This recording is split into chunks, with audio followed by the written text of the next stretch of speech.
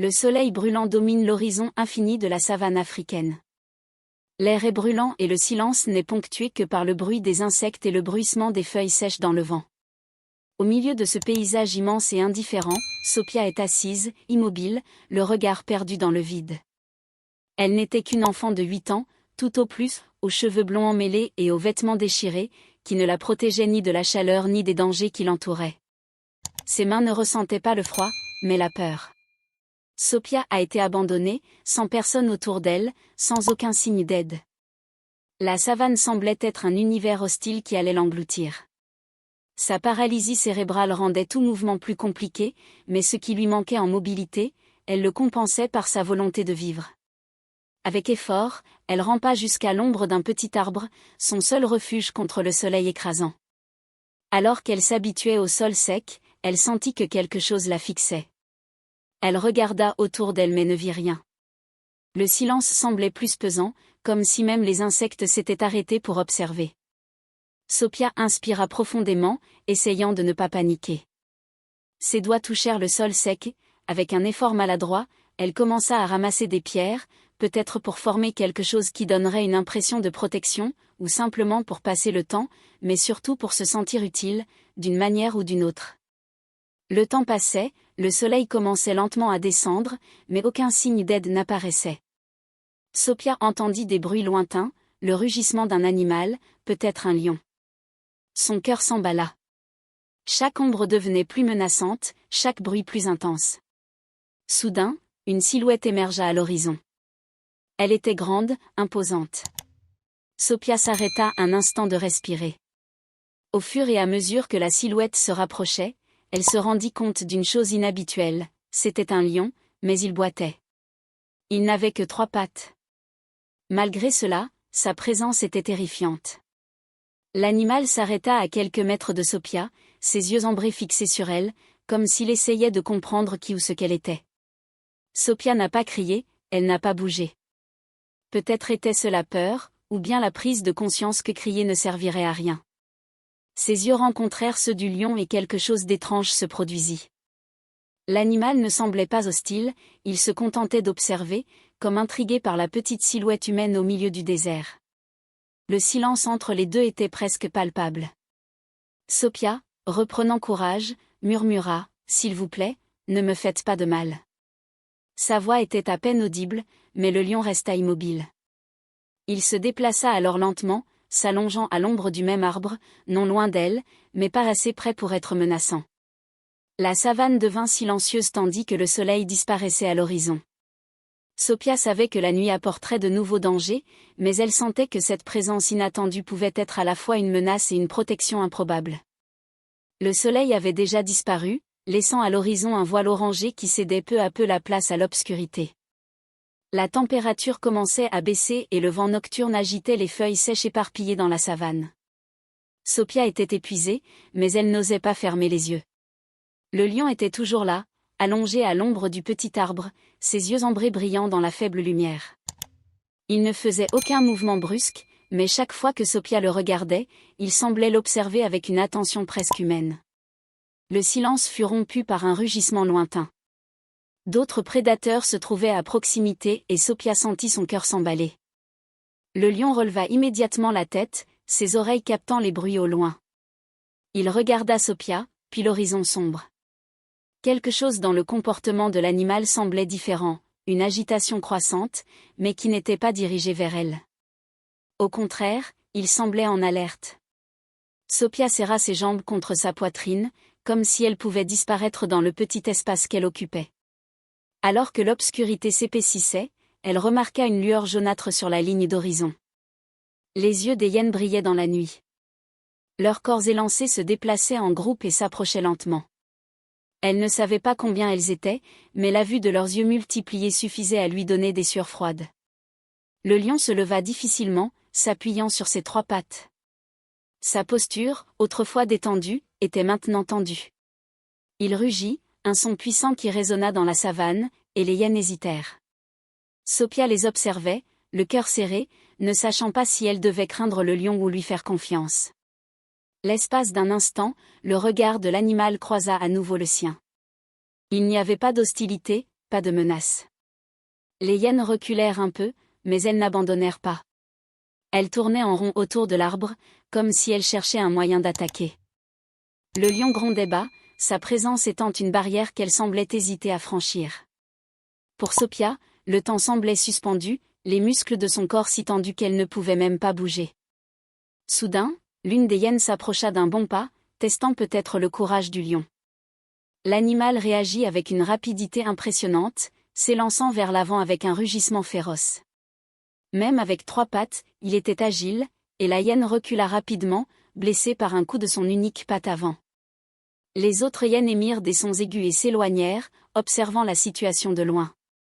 Sophia ressentit un moment de soulagement, mais elle savait que la menace n'était pas passée. Les hyènes attendaient simplement une occasion plus avantageuse. C'est alors qu'une chose extraordinaire se produisit. Le lion revint vers elle, s'interposant comme un mur entre Sophia et les hyènes. Il ne semblait pas vouloir les laisser s'approcher davantage.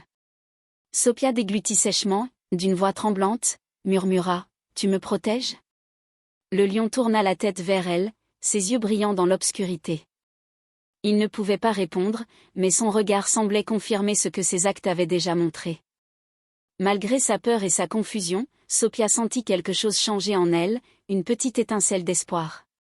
La nuit avançait et le lion restait vigilant, chassant les hyènes par des rugissements occasionnels jusqu'à ce qu'elles disparaissent de son champ de vision. Sophia, épuisée par la tension et la peur, finit par s'endormir adossée au tronc de l'arbre. Lorsque le soleil commença à se lever, colorant la savane d'or, elle se réveilla. Le lion était toujours là, couché tout près, les yeux mi-clos. Il avait passé la nuit à la protéger, tel un gardien improbable. Les larmes aux yeux, Sophia marmonna « Merci ». Même si elle savait que l'animal ne comprendrait probablement pas. Au fur et à mesure que le jour s'éclaircissait, un lien commença à se former entre les deux, un lien né d'un besoin mutuel de survivre dans un endroit où personne d'autre ne semblait s'en préoccuper. Le soleil matinal brillait déjà de 1000 feux lorsque Sophia réalisa qu'elle n'était pas seule. À chaque mouvement du lion, qui semblait désormais moins tendu, son sentiment de sécurité grandissait. Elle avait toujours peur, mais pas de lui. L'animal qu'elle avait observé toute la nuit semblait maintenant curieux. Il tournait en rond autour d'elle, reniflant parfois l'air, comme s'il étudiait quelque chose qu'il ne comprenait pas. Sophia essaya de bouger, mais ses muscles étaient encore raides de fatigue et du temps qu'elle avait passé immobile.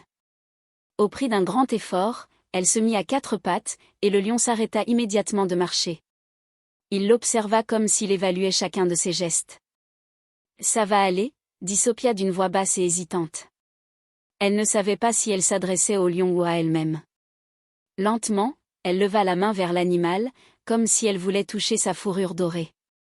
Le lion recula un peu, ses yeux ambrés ne quittant pas les siens. Mais quelque chose d'inattendu se produisit alors, le lion s'avança, penchant la tête sur le côté, et permit à Sophia de toucher légèrement sa patte avant, la seule qui avait encore la force qu'elle avait autrefois. Sa peau était rugueuse, sa fourrure hérissée, mais Sophia sentait dans ce geste une chaleur réconfortante. La connexion silencieuse fut interrompue par un bruit lointain, le craquement d'une branche et le claquement étouffé de sabots dans le lointain. Sophia se figea, et le lion releva immédiatement la tête en alerte. Un groupe d'antilopes passait en courant non loin de là. Elle ne représentait aucune menace, mais le lion restait immobile, analysant son environnement, comme s'il savait que là où il y a des proies, des prédateurs peuvent se trouver à proximité. Sophia réalisa que, plus que jamais, elle dépendait de lui pour survivre. « Tu es seule toi aussi, n'est-ce pas ?» demanda-t-elle, comme si l'animal pouvait répondre. Son regard sur la patte manquante du lion en disait plus que tous les mots. Lui aussi avait été confronté à quelque chose de terrible, quelque chose qui l'avait marqué à jamais. Malgré tout, il était toujours là, en train de survivre. La journée s'écoula lentement, et Sophia sentit la faim lui tenailler l'estomac. N'ayant plus la force de marcher, elle se contenta d'observer le lion qui se déplaçait désormais plus librement. Il reniflait le sol, semblant chercher quelque chose. Au bout d'un moment, il revint avec un petit objet coincé entre ses dents, un fruit tombé, desséché et presque méconnaissable. Il le laissa sur le sol près de Sophia et l'observa, comme s'il espérait qu'elle comprendrait. « Est-ce que c'est pour moi ?» Sophia prit le fruit avec précaution. Ce n'était pas grand-chose, mais sa faim ne lui permettait pas d'hésiter. Elle le mangea, sentant le goût sec et légèrement amer, mais reconnaissante de l'aide apportée.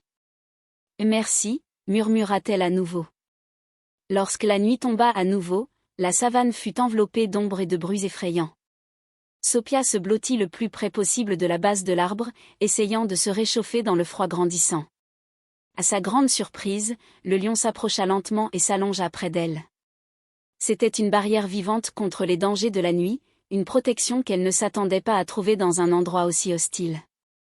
Au fil des heures, Sophia commença à remarquer quelque chose de particulier.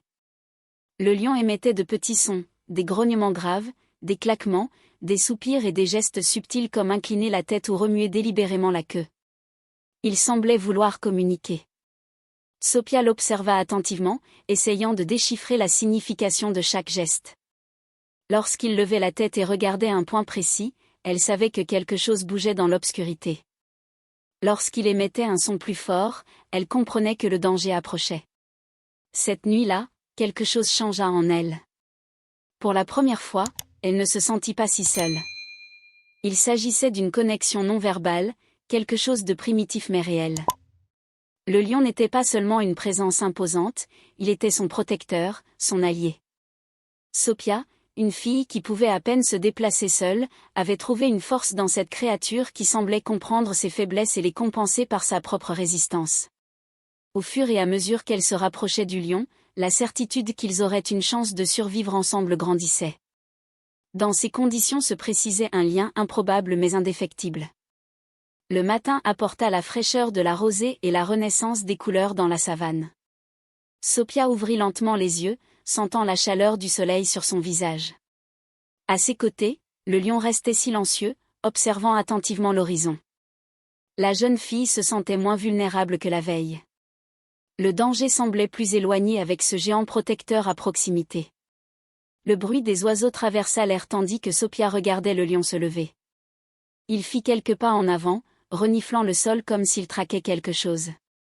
Sans trop savoir pourquoi, Sophia décida de le suivre, se traînant difficilement. Il ne l'attendit pas, mais ne s'éloigna pas non plus, jetant de temps à autre un coup d'œil en arrière pour s'assurer qu'elle était bien avec lui. Le paysage environnant était aussi désolé qu'immense. Sophia commençait à sentir qu'on la guidait, sans savoir où. Ses bras étaient douloureux, mais elle se força à continuer. Au bout d'un moment, le lion s'arrêta brusquement et regarda dans une direction précise. Sophia essaya de voir ce qu'il regardait, mais il n'y avait rien d'évident. Puis, il se remit à marcher plus rapidement. Quelques minutes plus tard, la jeune fille entendit le bruit caractéristique de l'eau. Elle crut d'abord que son esprit lui jouait des tours, puis elle aperçut au loin le scintillement d'un petit ruisseau. Le rythme cardiaque de Sophia s'accéléra et elle rampa de plus en plus vite. Lorsqu'elle atteignit enfin l'eau, elle y plongea les mains et commença à boire désespérément.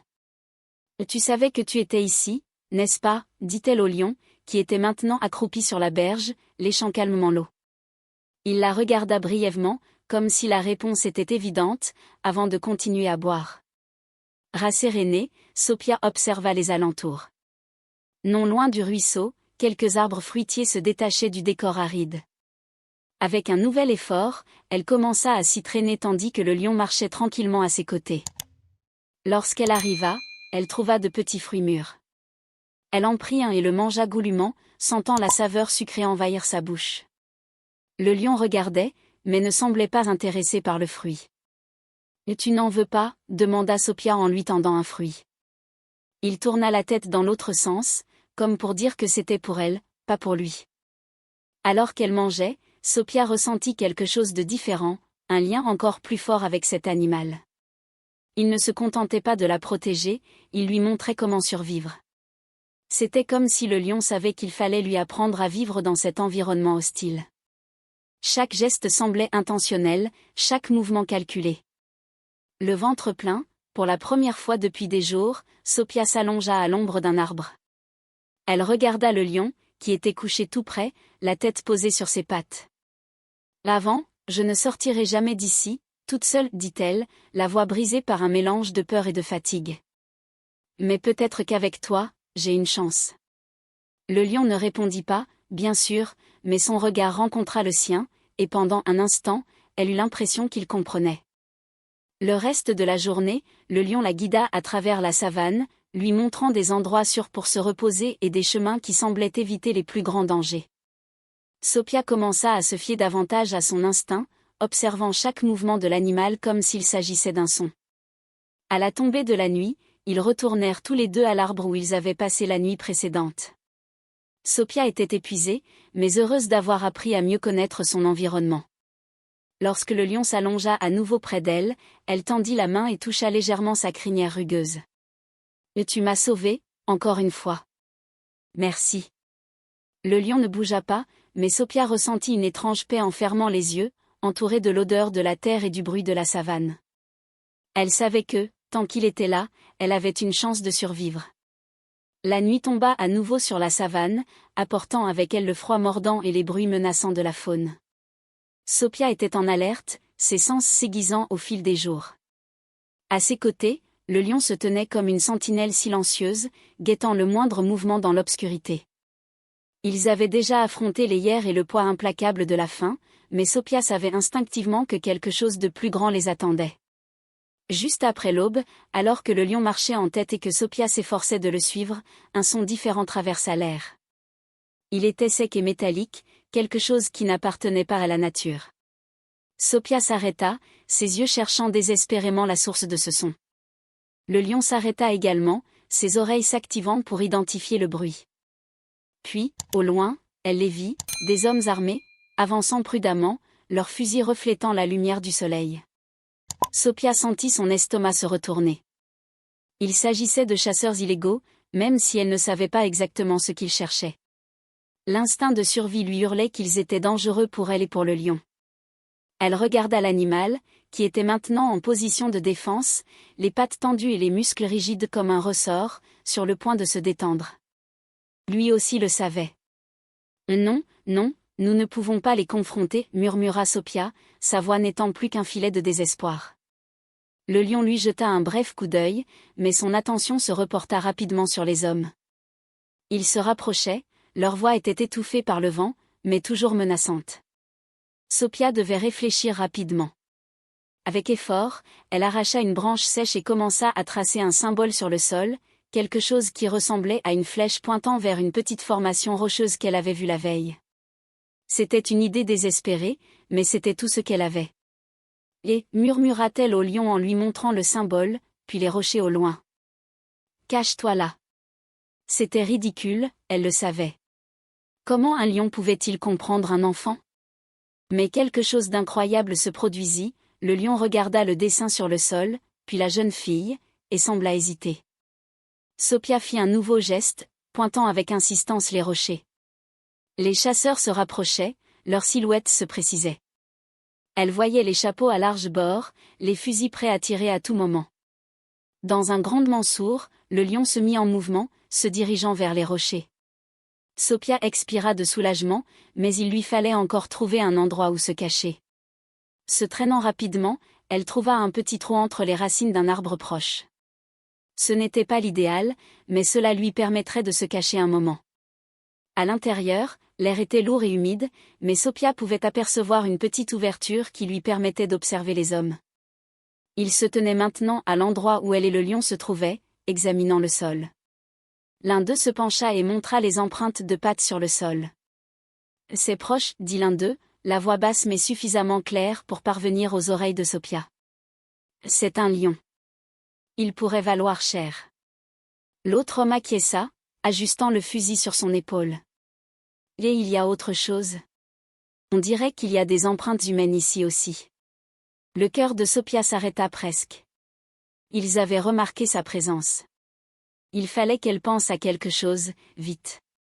De sa cachette, Sophia vit les hommes se diriger vers les rochers. Elle chercha un moyen de détourner leur attention. Elle ramassa une pierre sur le sol et, avec toute la force dont elle était capable, la lança dans la direction opposée. Le bruit fut suffisant pour que les hommes se retournent. « Qu'est-ce que c'était » demanda l'un d'eux. « Peut-être un autre animal. »« Allons voir. » Ils hésitèrent, mais finirent par faire demi-tour. C'était une victoire temporaire, mais Sophia savait qu'elle ne durerait pas. Après que les hommes eurent disparu, elle sortit prudemment de sa cachette. Ses mains tremblaient, mais elle devait retrouver le lion. En suivant les traces qu'il avait laissées, elle atteignit les rochers. À sa grande surprise, il était là, caché, comme elle l'avait indiqué. Lorsqu'il la vit, ses yeux semblèrent briller d'un soulagement certain. « Tu t'es bien débrouillé. »« Tout va bien pour l'instant, » dit Sophia, plus à elle-même qu'au lion. Elle s'assit à côté de lui, tous deux haletants de tension, mais elle savait que ce n'était pas fini. Les chasseurs étaient toujours dans la savane et chaque pas devait être encore plus prudent. En regardant l'horizon, Sophia murmura, presque comme une promesse, « Nous sortirons d'ici ensemble. »